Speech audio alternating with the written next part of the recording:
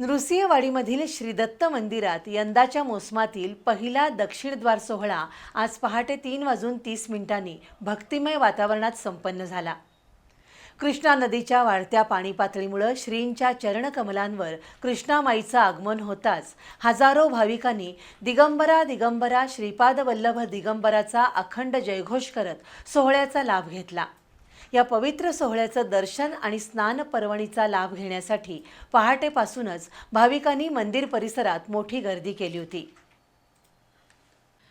गेल्या काही दिवसांपासून धरण पाणलोट क्षेत्रात सुरू असलेल्या मुसळधार पावसामुळे कृष्णा आणि पंचगंगा नद्यांच्या पाणी पातळीत लक्षणीय वाढ झाली आहे।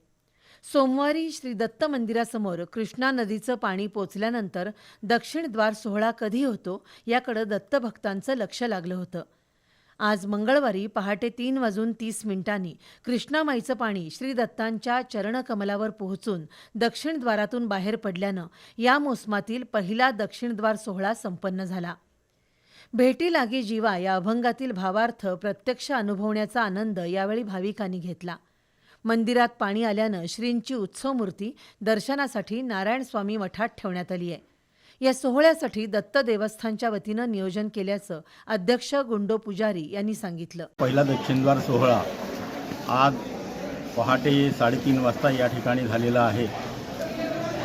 बऱ्याच जणांनी स्नानाकरता लोक जे थांबलेले होते ते सगळे लोक या ठिकाणी आज स्नानाकरता आलेले आहेत। दत्तभक्त श्री गुरुदेव दत्त या गजरानं या ठिकाणी आज स्नान करतायत, या पर्वणीचा आनंद घेत आहेत। दत्तदेव संस्थांमार्फत देखील सुरक्षेच्या दृष्टीने या ठिकाणी ज्या ठिकाणी आवश्यकता आहे त्या ठिकाणी गर्डर दोऱ्या बांधलेल्या आहेत, त्याचप्रमाणे स्वयंसेवक या ठिकाणी ठेवलेले आहेत। या पवित्र सोहळ्यात कृष्णा नदीचं पाणी श्री दत्तांच्या पादुकांवरून वाहत दक्षिणद्वारातून बाहेर पडतं।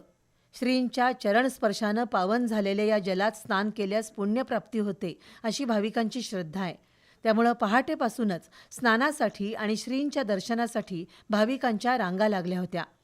दिगंबरा दिगंबरा श्रीपाद वल्लभ दिगंबराच्या अखंड जयघोषानं संपूर्ण मंदिर परिसर भक्तिरसात न्हाऊन निघाला।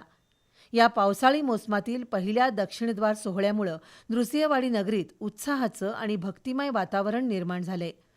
दरम्यान दत्त देवस्थानच्या वतीनं मंदिरातील साहित्य सुरक्षित ठिकाणी हलवण्यात आले।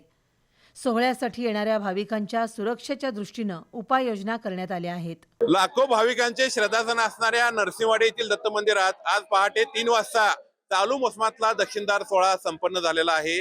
यावेळी या सोहळ्याचा लाभ घेण्यासाठी भाविक मोठ्या प्रमाणात गर्दी करत आहेत। आता आपण बघू शकताय की या सोहळ्याचा लाभ घेण्यासाठी भाविक मोठ्या प्रमाणात गर्दी करत आहेत।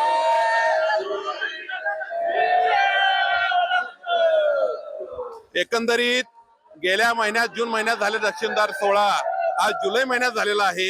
तरी ह्या सोहळ्याचा लाभ घेण्यासाठी कालपासूनच भाविक मंदिर परिसरात थांबले होते। आज पहाटे 3 वाजता या सोहळ्याचा भाविकांना लाभ झाला आहे। दत्त देवस्थानच्या वतीनं या सोहळ्याच्या सुरक्षेच्या दृष्टिकोनातून उपाययोजना करण्यात आल्या आहेत। बी न्यूज साठी नरसिंहवाडीहून रमेश सुतार।